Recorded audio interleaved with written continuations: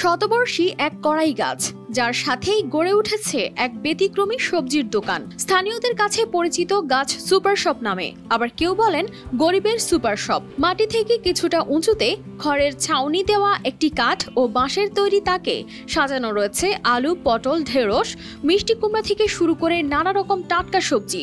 গাছ দোকান আমাদের কালীগঞ্জ উপজেলায় আপনি আর কোথাও পাবেন না, অথবা আপনি ঝিনাইদহ জেলার ভিতরেও হয়তো কোথাও পাবেন না। এটা আপনি বলতে পারেন এক কথায় গরিবের সুপার শপ। এই জায়গা থেকে আপনি নিত্য প্রয়োজনীয় জিনিস কিনতে পারবেন অন্যান্য জায়গা থেকে খুব সহজ মূল্যে। মানে অন্য জায়গায় যদি কোনো জিনিসের দাম 100 টাকা, এখানে আপনি সেটা 90 টাকা মূল্যে পাবেন।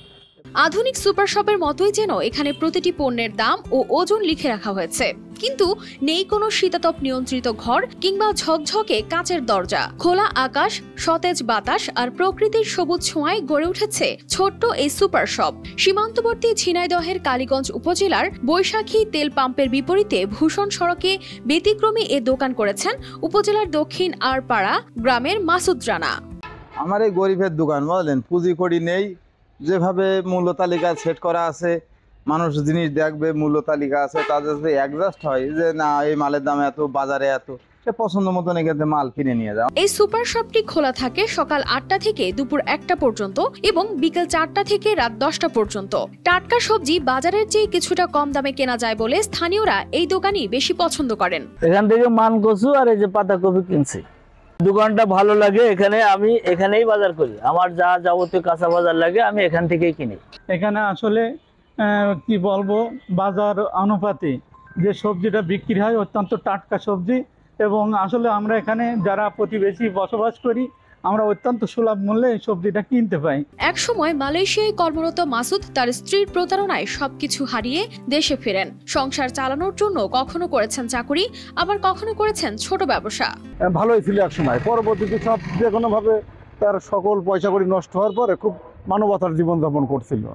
সেই সময় আমরা আমাদের কিছু বন্ধু মিলে আমরা সিদ্ধান্ত নিই তার একটা কর্মসংস্থান করে দেব। তরি তরকারি, সবজি আছে, এভাবে আমরা তার কিছু পুঁজি কালেক্ট করে সংগ্রহ করে তার দেওয়া হয়েছিল। তারপর সে নিজেই মনে করেন কি যে সবজির মূল্য তালিকা দিয়ে বাজার মূল্য বা বাজারের থেকে অনেক সময় কম দামে বেচে, মানে সঠিক দামে বেচে, এক কথায় মূল্য দিয়ে। বড় বাজারে দোকান নিতে অনেক খরচ হয় এবং মাসিক ভাড়াও গুনতে হয় বেশি, যা তার পক্ষে সম্ভব ছিল না। তাই ভাগ্য সহায় না হওয়ায় 1 বছর আগে বাধ্য হয়ে এই গাছকে বানিয়েছেন সুপার শপ। এইভাবে আমার বেচা কেনা, আমার জিন্দগি চলছে। হয়তো আমার কিছু পয়সা কড়ি যদি আল্লাহ পাক দেয়, হয়তো আমি অন্য একটু আধুনিকতা দিয়ে সৃষ্টি করে মানুষের হস্তে প্রেজেন্টেশন করাতে পারবো, আশাবাদী। প্রতিদিন বিভিন্ন এলাকার মানুষ ভিড় জমান তার এই দোকানে। কেউ প্রশংসা করেন মাসুদের এই উদ্যোগের, কেউ বা একবার দেখতে আসেন তার এই অভিনব দোকান। গাছতলায় উনি ব্যবসা বাণিজ্য করে, বুঝেছেন, তার ভিতরে কোনো দুর্নীতি নাই। আর যেগুলো কিছু কিছু শাকসবজি উনি গ্রাম থেকে সংগ্রহ করে, যেগুলো বিষমুক্ত শাকসবজি পাওয়া যায়, সেইগুলো নিয়ে এসে উনি বেশি বেচাকেনা করে। প্রত্যেকটা মালের যে মূল্য যে তালিকা, এটা আসলে উনি সুন্দরভাবে, এটা কোথাও নেই।